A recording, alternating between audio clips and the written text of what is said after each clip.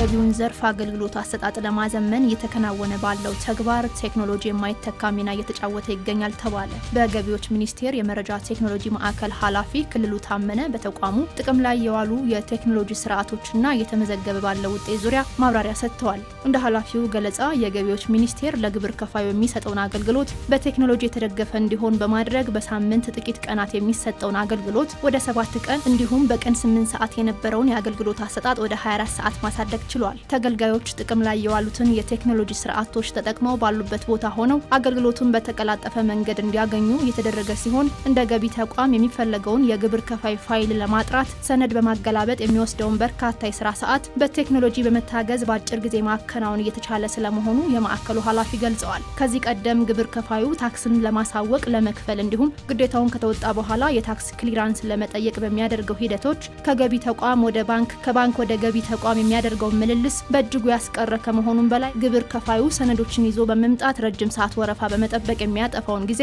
ለስራ እንዲያውል እያደረገ ይገኛል። እንደ የመረጃ ቴክኖሎጂ ማዕከል ኃላፊ ክልሉ ታመነ ማብራሪያ በተቋሙ ያለው የቴክኖሎጂ ስርዓት የታክስ ገቢን አስቀድሞ መገመት እንዲሁም በተገቢ ሁኔታ እንዲሰበሰብ የሚያስችል ከመሆኑም በላይ ለታክስ አስተዳደር ፖሊሲ አስፈላጊ የሆኑ ግብአቶችን ነቅሶ በማውጣት ጥቅም እየሰጠ ስለመሆኑ አንስተዋል።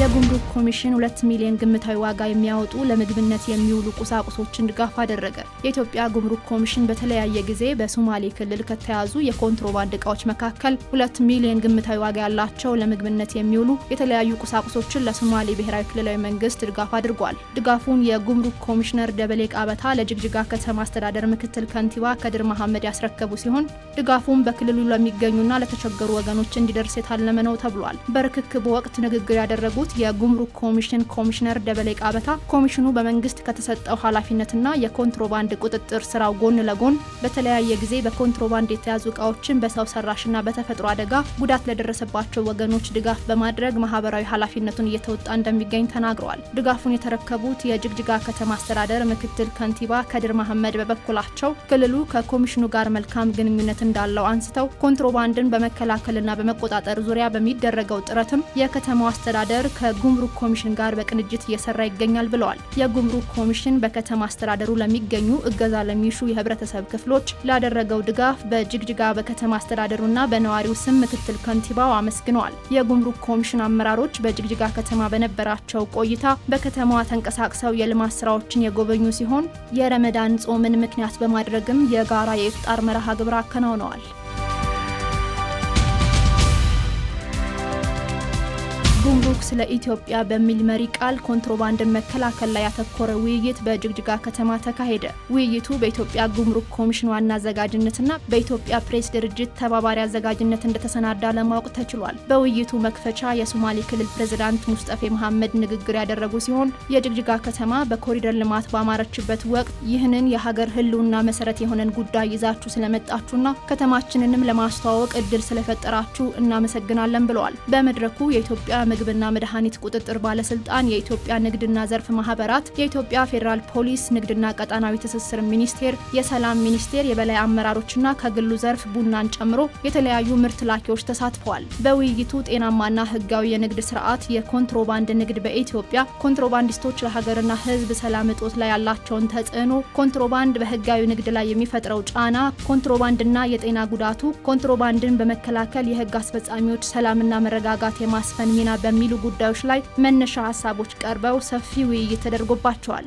ውይይቱን የመሩት የጉምሩክ ኮሚሽነር ደበሌ ቃበታ የተነሱት አጀንዳዎች ኮሚሽኑ ከዕለት ወደ ዕለት እያሳደገው ለመጣው ኮንትሮባንድን የመከላከል ስራ ትልቅ ግብዓት መሆናቸውን ጠቅሰዋል። ኮሚሽነሩ ተቋሙ ኮንትሮባንድን ለመከላከል የተጓዘው ርቀት ቀላል የማይባል ሲሆን በዚህም ቴክኖሎጂን በመጠቀም ብሎም ከአጋር አካላት ጋር በፈጠርነው ተግባራዊ የሆነ የጋራ ስምሪት ትልቅ ውጤት የተመዘገበ ሲሆን ይህንንም ውጤት መጠበቅና ወደፊትም በጋራ መስራት ይገባል ብለዋል።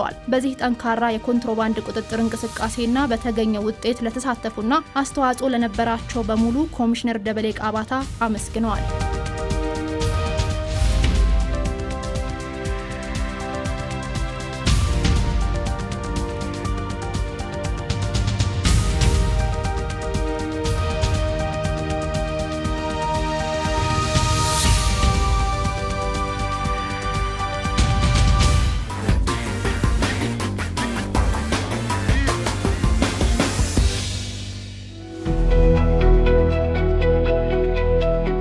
የገቢዎች ሚኒስቴር አገልግሎቱን በማዘመን ግብር ከፋዮችን በተቀላጠፈ አሰራር እያገለገለ ይገኛል። በዚህም ቴክኖሎጂን መሰረት ባደረጉ አገልግሎቶችም የግብር ከፋዩን ውጣ ውረድ በማቅለል ሀገራዊ ኃላፊነቱን በብቃት ለመወጣት አስችሎታል። ከነዚሁ በቴክኖሎጂ ከታገዙ አገልግሎቶች መካከል ለዛሬ በክሊራንስ ዙሪያ ትኩረት ልናደርግ ወደድን። ክሊራንስ ማለት በአጠቃላይ ይዘቱ አንድ ግብር ከፋይ በአመቱ መጨረሻ ላይ አሊያም ደግሞ ለተለያየ ፐርፐዝ በተለያየ ጊዜ ክሊር መሆኑን የሚጠይቅበት ሂደት ነው። ይህ ማለት አንድ ግብር ከፋይ ለምሳሌ አመታዊ ላይ የሚጠይቀው ክሊራንስ በአመቱ መጨረሻ ላይ ክሊር መሆኑን የታክስ ዕዳ እንደሌለበት በአጠቃላይ የታክስ ግዴታው የሌለበት መሆኑን የሚገልጽ ማስረጃ መጠየቅ እንደማለት ነው። ስለዚህ በዚህ መልክ ክሊራንሶች በተለያዩ ጊዜ ብዙ አይነቶች አሉ። በተለያየ ጊዜ ሊጠየቅ ይችላል። እስካለበት ድረስ ክሊራንስ እስከጠየቀበት ቀን ድረስ ክሊር መሆኑን ቅድመ ሁኔታዎች እንዳሉ ሆነው ክሊር መሆኑን የሚያሳይ መረጃ የሚጠይቅበት እንደማለት ነው። ክሊራንስ ማለት ያው የግብር ከፋይ ክሊራንስን ለንግድ ፍቃድ እድሳትን ለተለያዩ ከሌሎች መስሪያ ቤት ከንግድ ጋር በተያያዙ የሚመለከታቸው ሴክተሮች ጋር የሚያገናኝ ወይም የግብር አከፋፈል ስርዓት የፈጸሙ ወይም ትክክለኛነቱን የሚያረጋግጥ የሚሰጥ የምስክር ወረቀት ነው። በርካታ ክሊራንስ የሚጠየቅባቸው አገልግሎቶች መኖራቸው ይታወቃል። ሁሉንም የክሊራንስ አገልግሎቶች ለማግኘት ግብር ከፋዩ እንዴት ይጠይቅ ስንል ለባለሙያዎቹ ጥያቄ አንስተናል። የታክስ ክሊራንስ የሚሰጠው ያው አሁን ላይ ወደ አንድ እየተጠቃለለ ነው። ወደ ኢክሊራንስ ላይ እየተጠቃለለ ነው። ኢክሊራንስ ብለን እንደምንሰጠው የምንሰጣቸው አገልግሎቶች ወደ 14 አይነት ክሊራንሶች አሉ። በተለያዩ ለማደሻ አለ፣ የባንክ አለ፣ የጨረታ አለ፣ በየ6 ወሩ የሚሰጡ የጨረታዎች አሉ። እነሱ አካተው መዝጊያ አለ፣ ሽያጭ አለ። የተለያዩ ከተለያየ ሴክተር ጋር የሚያገናኙትን አይነት ክሊራንሶች እንሰጣለን። የምንሰጣቸው ክሊራንስ ያው በኦንላይን ነው የምንሰጣቸው ማለት ነው። ተቋማችን ስትራክቸር ወይም የአሰራር ስርዓት መሰረት ያንን ሲስተም ጠብቀን ክሊራንስ የሚጠይቁ ግብር ከፋዮች ቀጥታ ወደ ነው የሚመጡት፣ ወደ እኛ ነው የሚመጡት ማለት ነው። ሂደት አለ። ከከስተመር ከአገልግሎት ክፍል ወደ ስሌት ክፍል ወይም ታክስ ማስታወቅ የሚባል አለ። ከዛ ደግሞ ወደ ዕዳ ክትትል ይመጣል ማለት ነው። ዕዳ ክትትል ከመጣ በኋላ ዕዳ ካለበት እንዲከፍል እናስገድደዋለን በክሊራንሱ ምክንያት። ዕዳ ከሌለበት ግን ቀጥታ አገልግሎቱን ወደ ማግኘት ይሄዳል ማለት ነው። ዘመን በረቀቀ ቁጥር የቴክኖሎጂ እድገቱን በዛው ልክ ይጨምራል። በተለይም መንግስታዊ አገልግሎቶች በበይነ መረብ እንዲሰጡ መደረጉ በርካታ ጠቀሜታን አስገኝቷል። በግብር ስርዓቱም ውስጥ ይኸው የበይነ መረብ የክሊራንስ አሰጣጥ አንዱ ተሻሽሎ የቀረበ አገልግሎት ነው። አገልግሎቶች ኦቶኖሜሽን መሆናቸው፣ ኦንላይን መሆናቸው፣ ቴክኖሎጂ ነክ መሆናቸው በብዙ ለውጥን ያመጣሉ። እንደሚታወቀው የታክስ ክሊራንስ የሚጠየቀው በአጠቃላይ ወደ 14 የሚሆኑ የክሊራንስ አይነቶች ይጠየቃሉ። እኛ በተቋማችን በአጠቃላይ ከግለሰብ ጀምሮ እስከ ተቋም ድረስ ክሊራንስ መጠየቅ የሚቻልባቸው አሉ። በዛ መሰረት ለእያንዳንዱ ለምሳሌ አንድ ግብር ከፋይ ለተቋሙ ቢጠይቅ በአመቱ መጨረሻ ላይ የፕሮፊት ታክስ መክፈሉን አመታዊ ክሊር መሆኑን ዕዳ እንዳለበትና እንደሌለበት ለእድሳት ቢጠይቅ፣ ቀጥለው ለብድር ቢጠይቅ፣ ለጨረታ ቢጠይቅ በእያንዳንዱ እዚህ የመርገጥ እዚህ የመምጣት ግዴታ አለበት። ማኑዋል በነበረበት ጊዜ ማለት ነው። በፊት የምንሰጠው በማኑዋል ነበረ። በማኑዋል ክሊራንስ ስንሰጥ ያው የተለያዩ ንክኪዎች አሉት ከወረቀቱ ጋር። ያው ሰዎቹም ይመጣሉ፣ ሰውም ይበዛል። የተለያየ ክፍልም በአንድ ኬዝ የተለያየ ክፍሎች የሚነኩት ነገር አለ። ያንን ያው የተወሰነ ንክኪዎቹን ይቀንሳል። በክሊራንስ በማኑዋል ሲሆን በኦንላይን መሆኑ ማለት ነው። ማኑዋል ሲባል ከስሙ እንደምንረዳው ያው በስክሪፕቶና በወረቀት ነው መጻፍ ነው የሚሆነው ማለት ነው።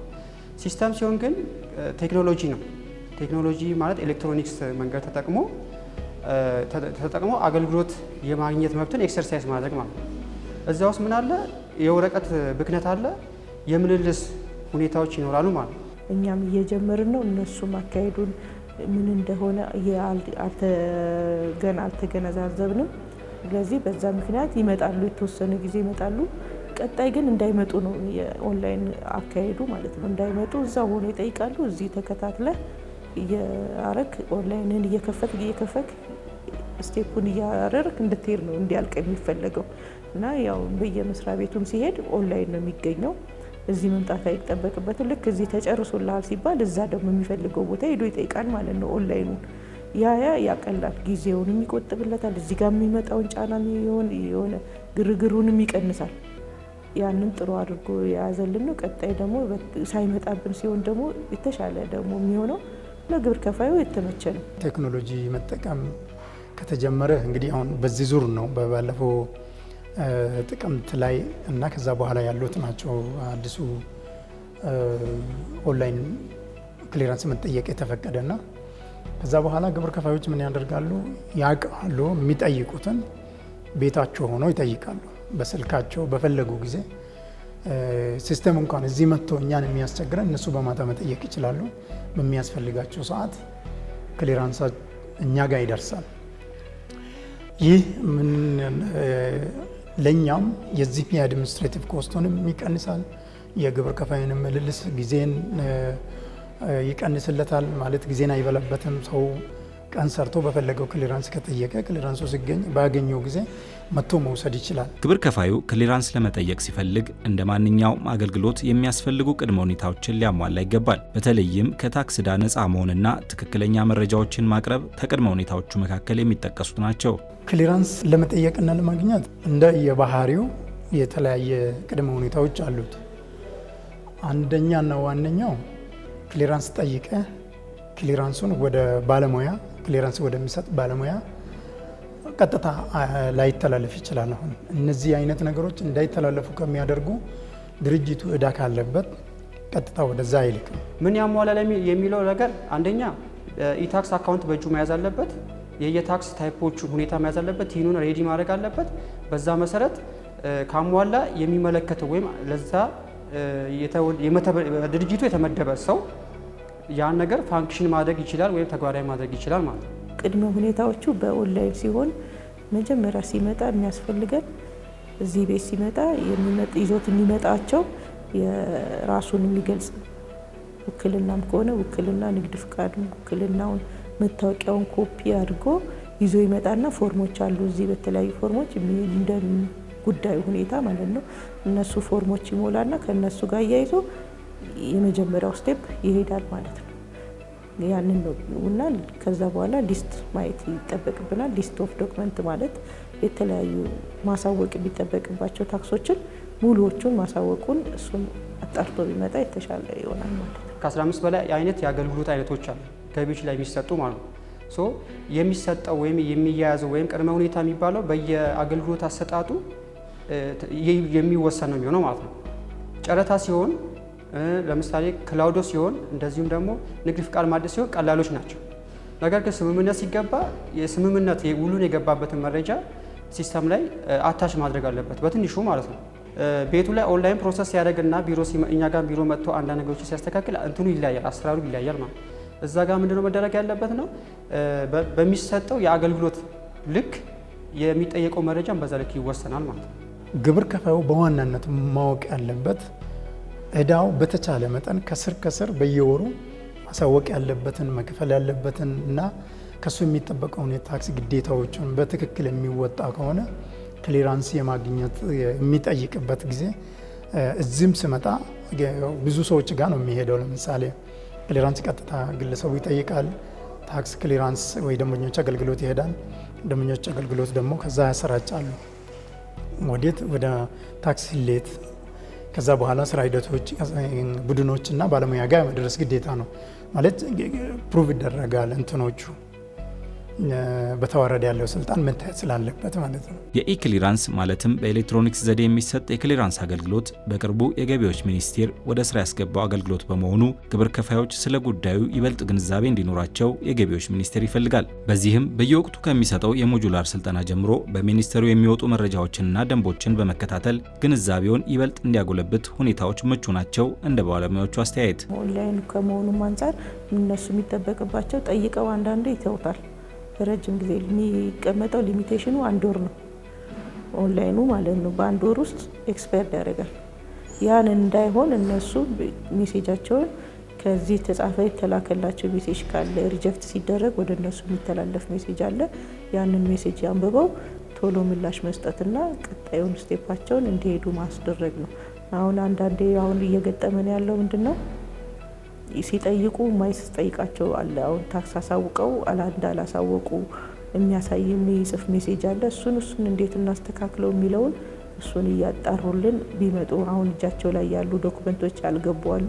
እነሱን አስተካክለው ቢመጡ ቢጠይቁ ሜሴጁን እየፈቱ ቢመጡ ለነሱም ለኛ ስራ ያቀላል ማለት ነው። በክሊራንስ ሂደት ውስጥ ዋነኛው የተቋማችንም ስራ ግብር ከፋይ በራሱ ተነሳሽነት ግብር እንዲያሳውቅ ነው ቢፈለገው ማለት ነው።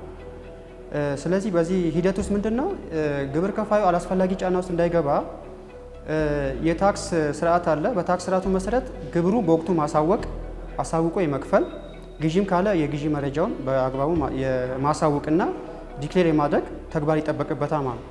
እነዚህ ሲስተም ካለፈ ቀጥታ ምንድነው አዲስ የተፈጠረው የትራንዛክሽን መንገድ ወይም QR ኮድ አለ። በዛ መሰረት ግብይቱን በማከናወን የካሽ ሲስተር ካሰረ ደግሞ በካሽ ሲስተሩ ምትክ ማኑዋሉን መጠቀም፣ ማኑዋሉን ደግሞ የማይጠቀም ከሆነ ተቋሙ ባስቀመጠው የአሰራር ስርዓት መሰረት ትራንዛክሽኑን ወይም የገንዘብ እንቅስቃሴው ማከናወን አለበት። ያ ከሆነ ኦዲት በሚደረግበት ሰዓት ያን ያህል ችግር ላይፈጠርበት ይችላል። ምክንያቱም ትክክለኛው የተቋሙ ባስቀመጠው ሕግና ስርዓት የሚሄድ ከሆነ እንደዚህ አይነት ችግር ውስጥ ላይገባ ይችላል ማለት ነው። ድጋፍ ይደረጋል፣ ስልጠና ይሰጣል። ሞጁሎች እንደ ማንኛውም ትምህርት ስልጠና እየተሰጠ ነው። እዚህ ላይ ትኩረት በማድረግ እነዚህ ከዚህ የሚያገኛቸው መረጃ መሰረት አድርገው ድርጅቱ መመራት ያለበት ማወቅ የሚያውቀውን ቀድሞ በስራ ዓለም ከሚያውቀው ይልቅ በተጨማሪ የታክሱን አዋጅ ማስከድ የሚገባው ግዴታውን በምን መልኩ መወጣት እንዳለበትና ኃላፊነቱን ደግሞ መብቱ መጠየቅ ያለበትን መንገዶች በስልጠና ውስጥ ማዳበር የሚቻል ነው። ይህን ላይ ተሳታፊ መሆን አለበት። በዚህ ላይ የሚያገኙትን እውቀትና ከክሊራንስ ድርጅቱ ከሱ የሚጠበቀው ነገሮች ለመወጣትና የሚያደርገውን ትግል ደግሞ እዚህ ካለው የአዋጅና ከአዋጅ ጋር የተያያዙ መረጃዎች ስለሚሰጡ ይህንን በደንብ የሚጠቀሙበት ከሆነ ከዚህ ይድናሉ። የገቢዎች ሚኒስቴር ኢክሊራንስ አገልግሎትን በቅርቡ ወደ አገልግሎት ያስገባ እንጂ በርካታ ሌሎች ተጠቃሽ አገልግሎቶች በኦንላይን ተደራሽ ማድረጉን በተለያዩ ፕሮግራሞቻችን አቅርበናል። ግብር ከፋይ ሆኖ ከመመዝገብ አንስቶ ግብርን በወቅቱ በተቀላጠፈ ሁኔታ ለመክፈል እንዲያግዙ ወደ ስራ ያስገባቸው የኦንላይን አገልግሎቶች የቅርብ ጊዜ ምስክር ናቸው።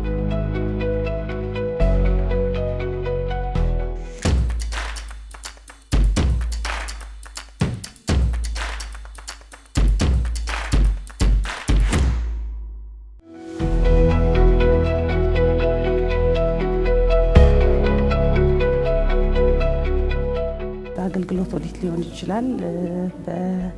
እንደገና ደግሞ በኢንቨስቲጌሽን ኦዲት ከተለያየ አቅጣጫ እዳ ወይ ደግሞ የታክስ ውሳኔ የሚወጣባቸው ሁኔታ አለ። ያንን በመጀመሪያ ወደ ታክስ እዳ አስተዳደር ወደዚህኛው ዲፓርትመንት ሲመጣ አንድ ግብር ከፋይ እዳውን አምኖ ወይ ደግሞ ተከፋይ የሆነውን ታክስ አምኖበት ፈርሞ ከተቀበለ ወደዚህ ነው ወደኛ ከፊርማው በኋላ ነው ወደኛ የሚመጣው። እኛ ጋር ከመጣ በኋላ በመጀመሪያዎቹ 30 ቀናት ግብር ከፋዩን በስልክ በማስታወስ ክፍያውን እንዲፈጽም እናስታውሳለን። የመጀመሪያዎቹን 30 ቀናት ከ31ኛው ቀን በኋላ ግን ምላሽ ካላገኘን የመጀመሪያ ማስጠንቀቂያ በጽሁፍ እናሳውቃለን፣ ለግብር ከፋዩ እንዲደርስ እናደርጋለን። ያንን ምላሽ አሁንም ደግመን ለ30 ቀን ኦልሞስት እንታገሳለን። ያንን ደብዳቤ ከጻፍን በኋላ 61ኛው ቀን ከሆነ በኋላ ግን ከረንት ወይ አዲስ እዳ ክትትል ተብሎ እንደገና ደግሞ የቆዩ እዳ ክትትል ተብሎ በሁለት መልኩ ነው ቡድኑ ያለው ማለት ነው። ስለዚህ ከአዲስ እዳ ወደ ቆዩ እዳ ማስተላለፍ ይኖርብናል ከ61ኛው ቀን በኋላ። ልክ ከ61ኛው ቀን በኋላ የእግድ ደብዳቤዎችን ነው የሚዘጋጁት። ለባንክ ይታገዳል፣ ለመሬት አስተዳደር፣ ለመንገድ ትራንስፖርት እንደዚሁም ደግሞ ለመሬት ልማትና አስተዳደር ለአራቱም ተቋማት የእግድ ደብዳቤዎችን እናስተላልፋለን። ከግብር ከፋዩ ከባንክ ጀምሮ ማለት ነው ሙሉ ባንኮችን የእግድ ትዕዛዝ እናስተላልፋለን። ያንን እግድ ትዕዛዝ ካስተላለፈን በኋላ ሙሉ ለሙሉ ከአዲስ ዕዳ ክትትል የነበረውን ወደ የቆዩ ዕዳ ክትትል ሽፍት እናደርጋለን ማለት ነው። የቆዩ ዕዳ ክትትል በዚህ በእግድ በተሰጠው መሰረት ግብር ከፋዩን በቅርበት ይከታተላል ማለት ነው። የማስከፈሉን ስራ ደግሞ ቀጣይ ኢንቨስቲጌሽን ማለት ነው።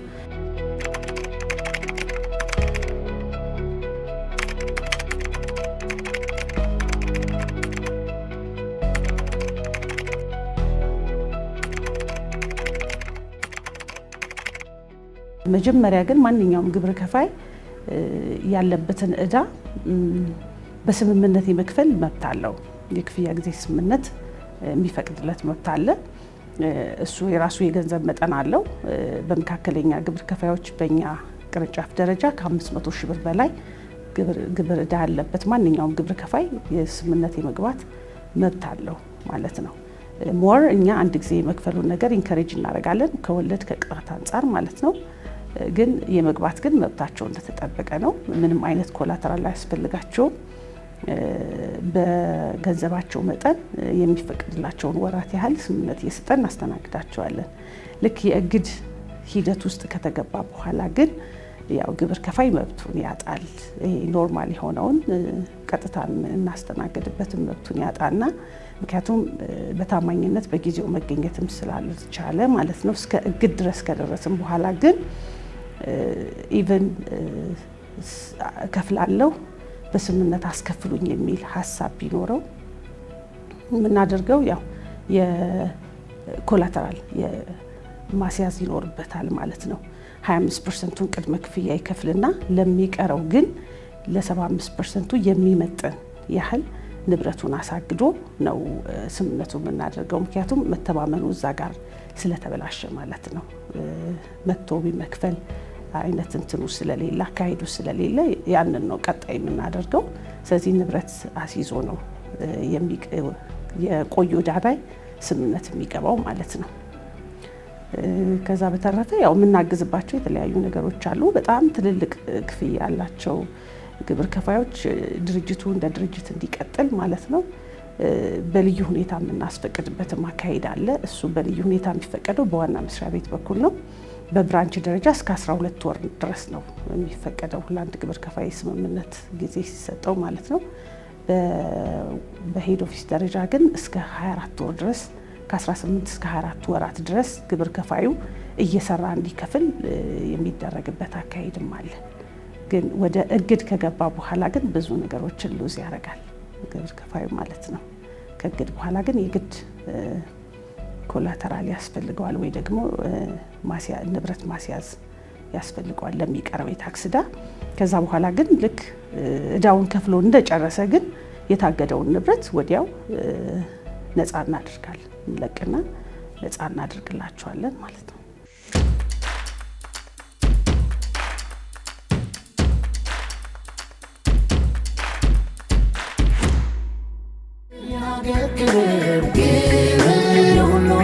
Wajiban goralalatu ummata bisun dagatu tajajila kan kunoza dadafon tarira basa ኃላፊነት ላይ ያለን የሆነ ህዝብ አገልጋይ የድርሻችን ይወጣ ክቡር ነው ግብር ከፋይ። ህገወጥነት፣ ኮንትሮባንድ፣ አደንዛዥ መድኃኒቶች የትውልድ ማጥፊያ ናቸው፣ የጠላት መሳሪያዎች። ግብር የሀገር ክብር